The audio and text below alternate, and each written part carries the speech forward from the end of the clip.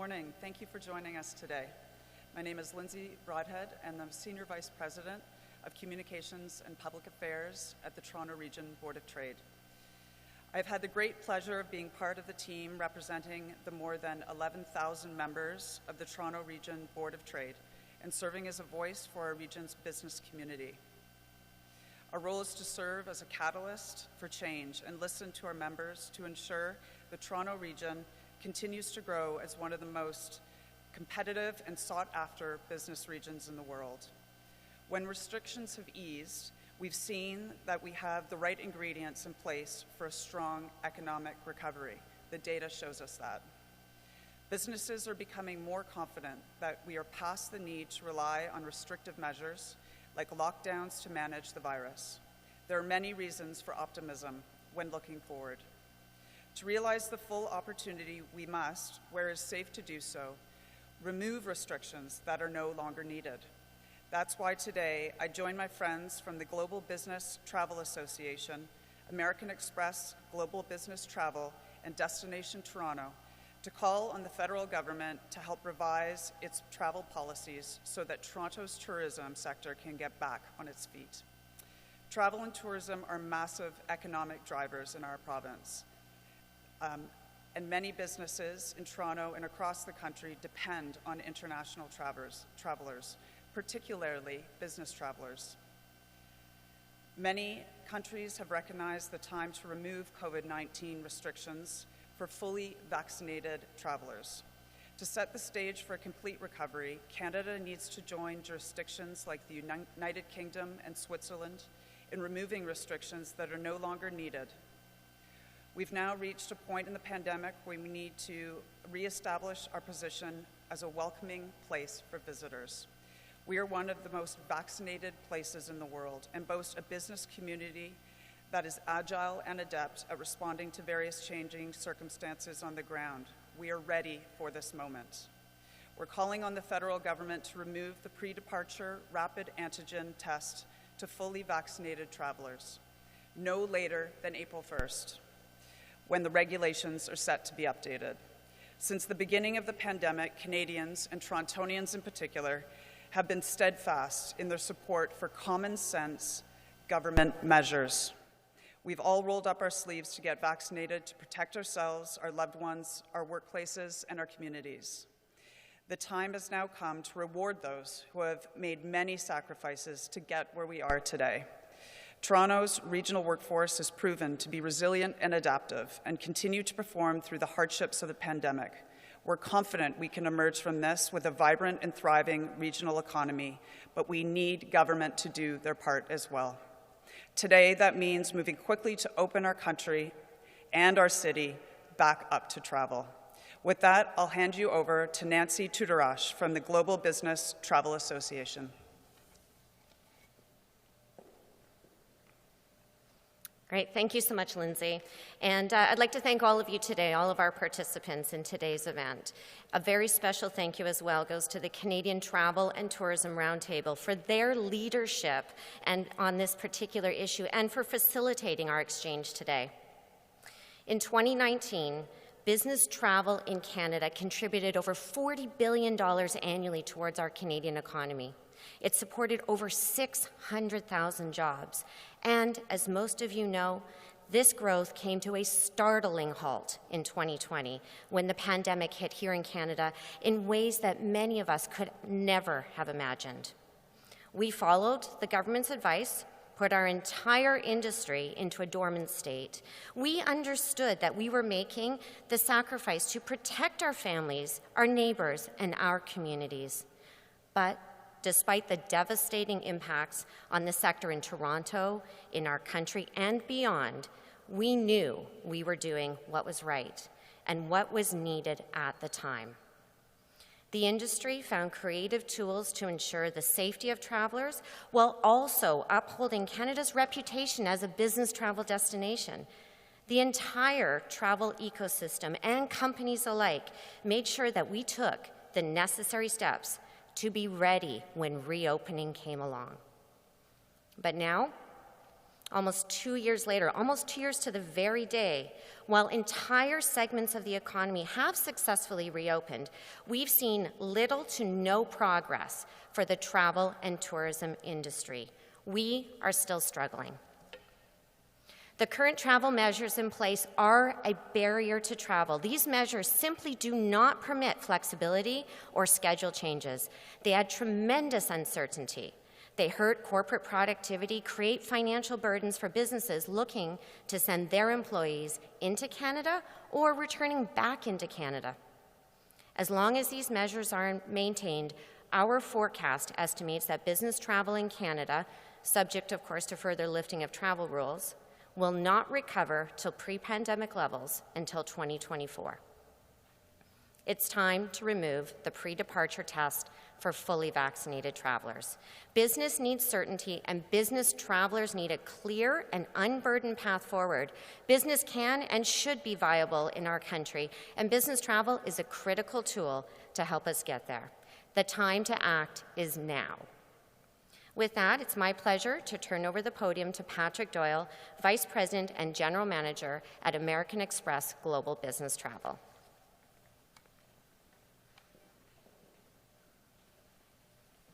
Thank you, Nancy and Lindsay. First, I must echo the sentiments brought forward by the two of you. The impact of the pandemic on business travel is nothing short of catastrophic, and the current travel restrictions are limiting our ability to bounce back.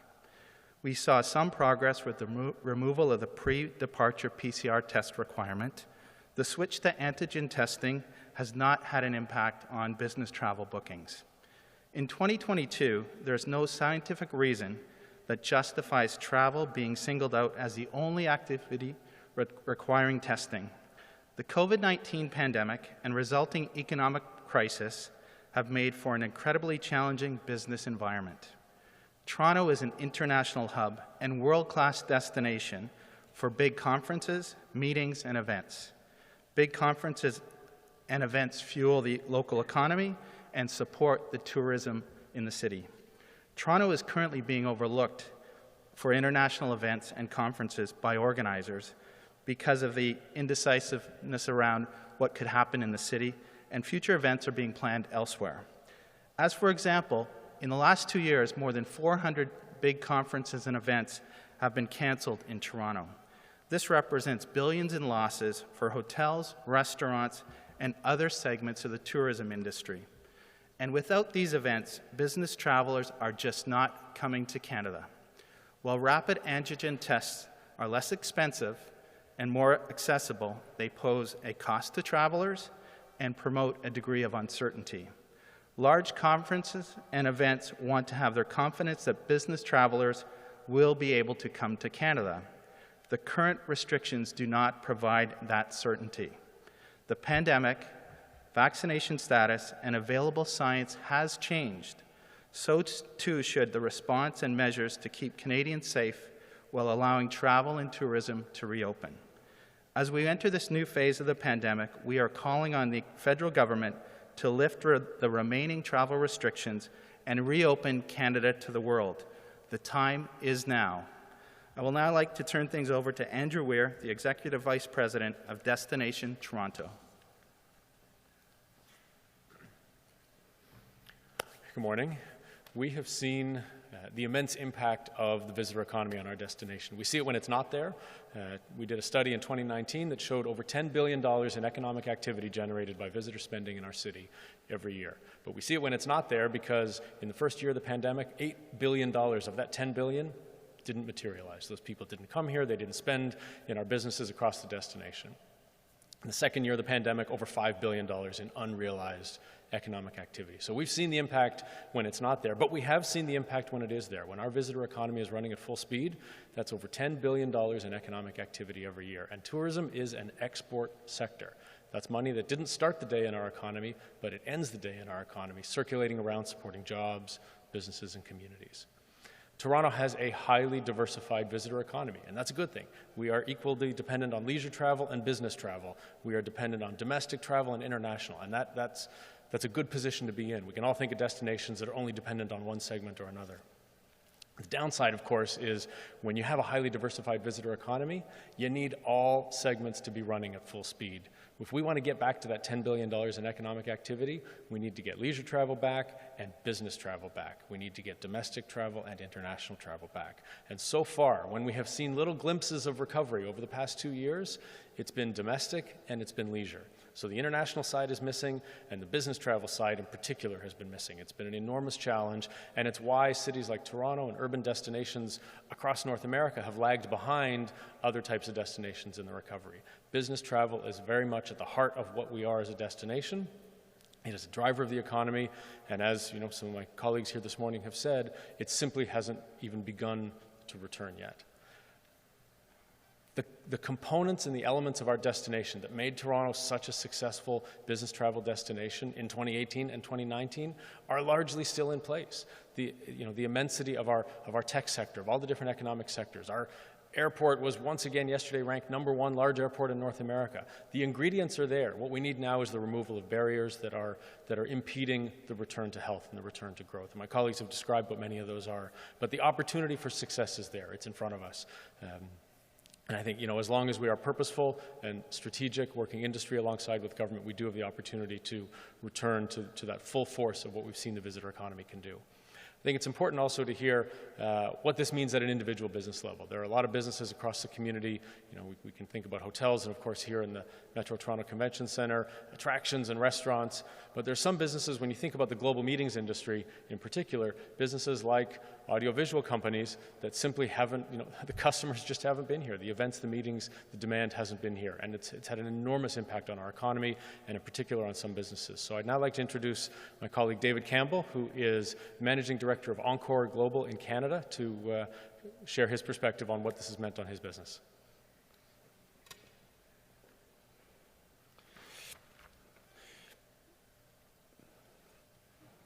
I just have some prepared comments that I will refer to, and before I begin, I just want to thank Andrew, obviously, for introducing me, but also like to thank the Canadian Travel and Tourism Roundtable for inviting Encore to participate in this critical news conference.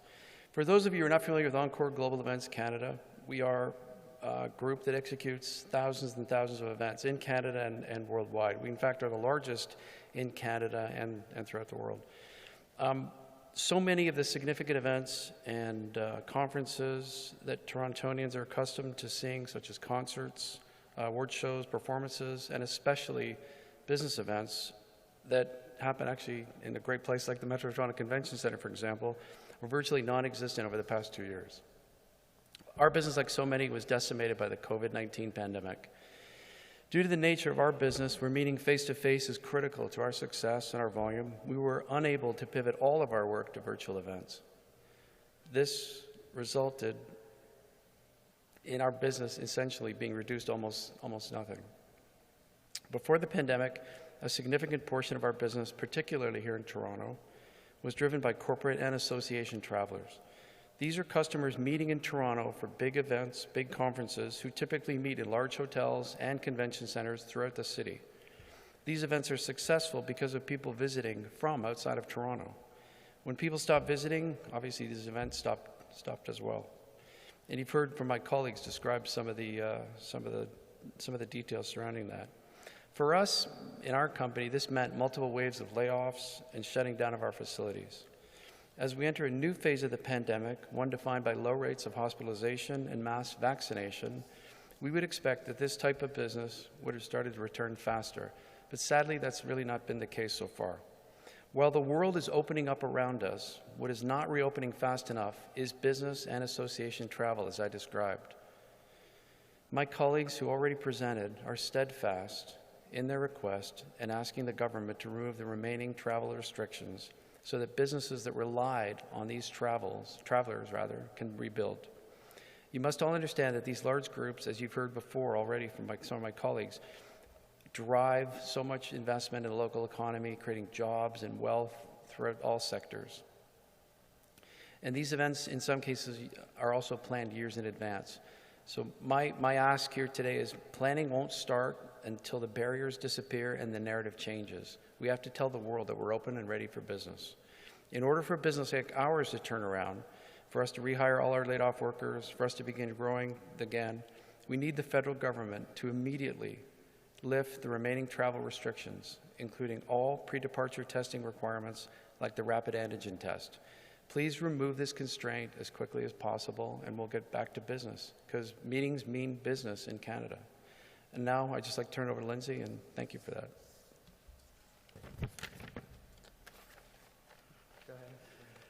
Thank you so much to all my colleagues. And I think it's just worth noting before we do the Q&A, if there are any questions, that the business community has been completely united over the last 2 years. And it's quite wonderful to see a consistent message coming out time and time again from the business community. Are there any questions? Thanks, Lizzie. I'd like to turn it over to the operator.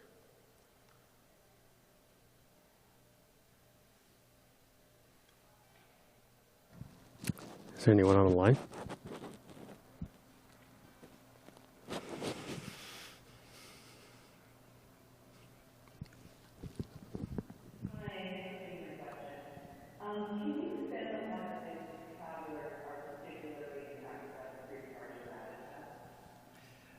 Absolutely. I think I'll hand absolutely to Nancy. Thank you. Yes, certainly. The business travelers have a tremendous complexity when it comes to organizing their trips, ensuring they can stay focused at their business at hand. And while we certainly appreciate the move from the PCR to the rapid antigen test, which is a little bit easier to get, a little less expensive, at the same time, it is another burden to business travel. It's another layer that makes it very difficult for individual business travelers to ensure that they're focusing on their business, that they're able to stay completely in tune with what they need to do to be productive. And at the end of the day, it takes a lot of time, effort, resources, management of time to be able to source out and secure those tests. So business travelers are definitely affected by a PCR test or rapid antigen test. And our ask is that this layer, this burden is removed. Thank you. Thank you. Just going to add on to that, if I could. There's the transient business traveler, individual business travelers who travel for a particular meeting they have. But then we also work with meeting planners that are choosing a destination for 5,000 people to come at one time. When they make that choice, years in advance, they're looking at all the different barriers and hassles and hurdles that their delegates will face. They're looking at all the details about can my delegates get there? Can they easily get from the airport to the convention center? Can they get to their hotel? What are all the different steps they'll have to face? And meeting planners, their objective is to have as many of their delegates as possible attend the meeting, and anything that they sense in the way that might impede the number of visitors attending their delegates attending their meeting, it just causes them to look at another city. And right now we've seen American cities in particular that have been back running booking meetings for over a year already. We are playing catch up. We are trying to rebuild a pipeline, reestablish that, and this has a kind of a 2 to 5 year window. So when the meetings that meet here 2, 3, 4 years from now, they were booked this year. So if we're not actively in the game right now, that hole in our visitor economy isn't just for this year, but it has a long tail of about 5 more years ahead of it.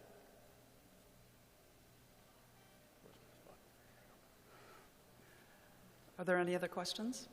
Any other questions? Great, thank you very much. Thank you.